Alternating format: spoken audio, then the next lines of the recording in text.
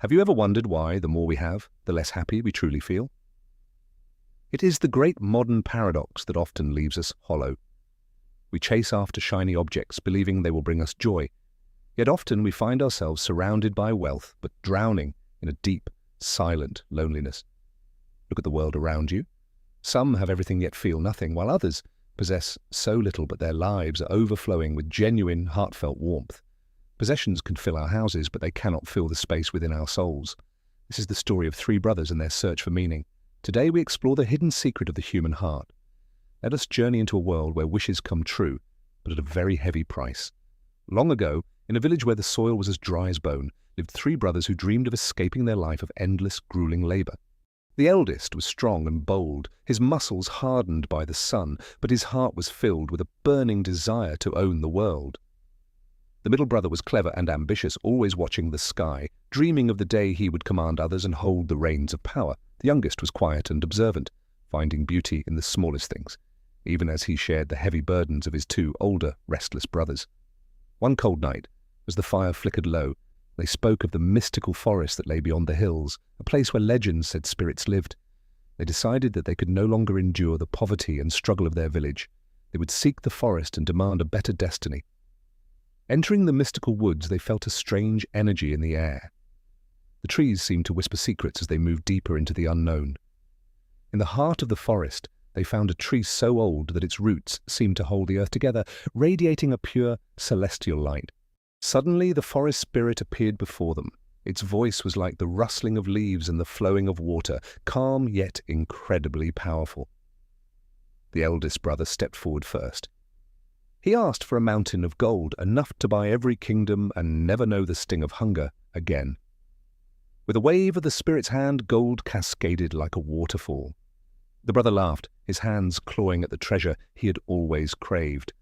The second brother then made his wish. He desired the power to rule, to have men bow before him and to command the fate of nations. The spirit granted his wish as well. A vision of a mighty castle and a silver crown appeared, promising him the authority he deeply desired. Finally, it was the youngest's turn. He did not ask for wealth or fame. He simply asked for the ability to find peace within himself. The spirit smiled gently. It was a wish rarely heard. It granted the boy a heart that would always find contentment, regardless of his circumstances. As the spirit vanished, a final warning echoed through the trees. Be careful what you wish for, as the heart is a delicate vessel to fill. 10 years passed in the blink of an eye. The world outside the forest changed, and the brothers lived the lives they had chosen for themselves. The eldest brother had more gold than any man alive. He lived in a palace of metal, yet he was a prisoner of his own wealth. He trusted no one. Every shadow was a thief, and every smile was a lie. His hands were full, but his sleep was haunted by loss. He had the finest food, yet everything tasted like ash. He had the softest bed, yet he felt as if he was sleeping on sharp stones. The middle brother ruled with an iron fist. His name was feared across the lands, and his word was law for thousands of people every day. He had reached the pinnacle of power, yet he was the loneliest man in his kingdom. No one loved him. They only feared his terrible wrath. The weight of the crown was too heavy for his soul. He had conquered many lands, but had failed to conquer the emptiness in his heart. They had discovered the materialist trap. The more they accumulated, the more they realized that things could never provide the warmth of a true connection. One day, driven by a strange longing, the two older brothers decided to return to their childhood home to find their youngest sibling once again. The eldest brother arrived first, his face etched with lines of worry. He looked like a man who had been carrying the world on his back. The king followed, his cape trailing in the dirt. He stood tall, but his eyes were hollow, lacking the spark of life he once possessed. Then the youngest brother emerged. He looked almost exactly as he did 10 years ago, radiating a sense of calm that filled the entire space. He welcomed them with open arms and a joyful heart. He had no gold and no crown, yet he seemed more regal than both of them. "How can this be?" the eldest asked. "I have all the gold in the world, yet I am miserable. Why do you look so incredibly happy?" The middle brother agreed, his voice trembling. He wanted to know how a man with nothing could possess the one thing they both lacked so much. The youngest brother looked at the sunset and smiled. He spoke softly, his words carrying the weight of a wisdom that surpassed his humble appearance. "You sought to fill your hands," he said to the eldest, "but in your greed, you forgot to notice the beauty of the world around you.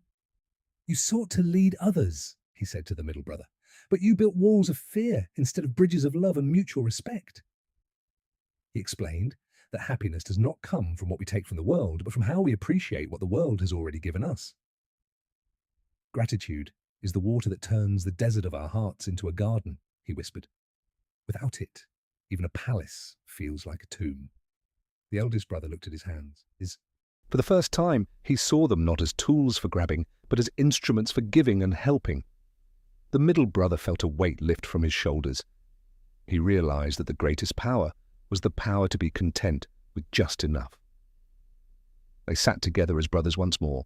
The gold and the crown were forgotten in the face of the simple, profound joy of being truly together. That night, they learned the greatest lesson of all. A grateful heart is the only vessel that can ever be truly and completely full. They decided to stay in the village and use their experiences to help others. They realized that true wealth is found in service and community. The eldest used his wealth to build a school and a clinic. He finally felt the joy of seeing others thrive because of his own generosity. The second brother became a wise leader, not through force, but through listening and caring. He was no longer feared, but deeply and truly loved. The youngest continued to live simply, teaching everyone he met that the secret to a rich life is found in the heart, not the bank. The village transformed from a place of struggle into a place of abundance, not because they were rich, but because they were finally deeply grateful. Let us look at the vocabulary of this journey. Ambition can drive us, but only contentment can truly sustain our spirits through the long years. Gratitude is the bridge between what we have and what we need. It turns a simple meal into a feast and a house into home. Emptiness is not a lack of things, but a lack of appreciation. When we stop wanting more, we finally start seeing how much we have. Take a moment today to look around you. Find one small thing to be thankful for. It could be a breath, a light, or a smile. The story of the three brothers reminds us that the best things in life aren't things at all. They are the moments we share together. Every day is a new page in your own story. What will you wish for today? Will you choose the gold or will you choose peace? Remember the warning of the forest spirit. External success is a hollow victory if the internal landscape of your mind is filled with constant noise. Practice kindness. It is the currency of the soul. The more you give away, the wealthier you become in the ways that truly matter most. Your attitude is like a pebble dropped in a pond. One grateful thought can ripple out and change the entire atmosphere of your whole day. They walked together, no longer searching for a magical tree, for they had found the magic within their own hearts and in each other. The secret is simple, yet so many people miss it. Stop chasing, start noticing, stop wanting, start being. That is the key to everything. Try writing down 3 things you are grateful for every single morning. Watch how your world begins to shift and brighten before your eyes. We are all brothers and sisters on this journey. When we share our gratitude, we create a world that is full, not empty, for everyone. Freedom is not having everything you want. Freedom is not needing everything you thought you wanted to be happy and whole in this life. The forest spirit is still out there, waiting in the quiet moments of your life. Listen closely, and you might hear its gentle, wise whisper. As Cicero once said, gratitude is not only the greatest of virtues, but the parent of all the others. Let it be your guide. We hope this story has touched your heart and inspired you to look at your own life through the lens of appreciation and simple joy. Take these words with you today. Use them, practice them, and let them become a part of your daily thoughts and your English learning journey. You are enough. You have enough. You are exactly where you need to be. Believe in the power of your own grateful and loving heart. Wealth is not measured by what is in your bank account, but by the number of people you have helped and the love you share. Power is not measured by how many people obey you, but by how many people you have empowered to reach their own great potential. Peace is not the absence of trouble, but the presence of a calm spirit in the midst of the storms of this chaotic world. Every sunrise is a gift. Every breath is a miracle. Don't let another day pass without saying thank you for the life you have been given. Thank you for joining us on this journey today. May your hands be useful, your mind be clear, and your heart be forever truly full. Goodbye for now, and remember to keep practicing your English and your gratitude. We will see you in the next story. Take care, always.